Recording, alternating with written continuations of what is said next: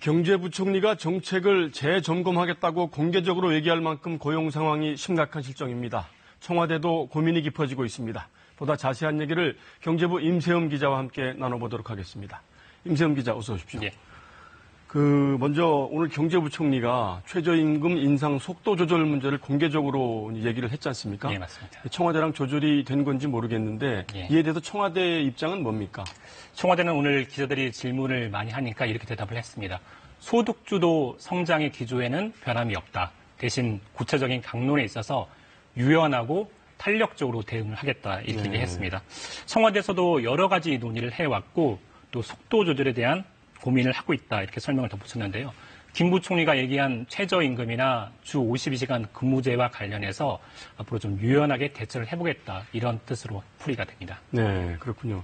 이렇게 고용 사정이 계속 나빠지는 게 인구가 줄어들기 때문이다. 네. 즉 생산 가능 인구가 줄어들기 때문이다. 이런 분석이 있던데요. 이건 얼마나 일리가 있는 얘기입니까? 이렇게 볼 수 있을 것 같습니다. 고용률이라는 개념이 있습니다. 15세에서 64세의 인구 가운데 얼마나 취업을 하고 있는지 그 비율을 따져보는 건데요. 네. 요 고용률만 따져보면 사실 최근 들어서 크게 나빠진 건 아닙니다. 네. 그리고 15세에서 64세 사이의 인구 절대 수가 줄어들다 보니까 그 구간에서 그 나이대에서 취업자 수가 줄어드는 거는 어찌 보면 당연한 일이다. 어쩔 수 없는 일이다. 이렇게 얘기하는 것이 여당의 주장이기도 하고 어느 정도 일리가 있는 내용이기도 합니다. 그런데 8월의 통계를 보면 이 15세에서 64세 사이의 인구는 7만 명 정도가 1년 만에 줄었는데 그 취업자 수는 그 2배가 넘는 16만 명 정도가 줄어들었습니다. 아, 그렇군요. 7월에도 비슷했고요. 그러니까 인구가 줄어드는 속도보다 더 빠르게 일자리가 사라지고 있는 셈입니다. 네. 그래서 인구구조 변화만으로는 이 설명하기가 어렵다라는 얘기가 나오는 것이고요. 오늘 김동연 부총리도 인구 요인이나 경기 요인만 가지고는 현재의 고용 악화를 설명하기는 어렵다 이렇게 얘기를 꺼냈던 겁니다. 관점에 따라서 고용 수준이 얼마나 나쁜지에 대해서는 의견이 다를 수가 있는데 나빠지고 있다는 그 방향만큼은 분명히 보입니다. 네. 그러니까 인구 감소만으로는 설명이 안 되는 부분이 이제 있다 이런 그렇습니다. 얘기인데 그러니까 정책을 이제 재점검하겠다는 거 아니겠습니까? 네. 그러면 이제 최저임금 인상 속도 조절도 물론이고 그다음에 노동시간 단축 그러니까 주 52시간 근무제도 좀 유연하게 적용을 하겠다 뭐 이런 논의도 시작하겠다는 거죠? 사실 이 부분은 김동연 부총리가 기회가 있을 때마다 언급을 해왔던 내용인데요. 일단 전반적인 공감대는 형성이 된 것으로 보이고 앞으로 본격적으로 한번 추진을 해보겠다 이런 뜻으로 풀이가 됩니다. 네.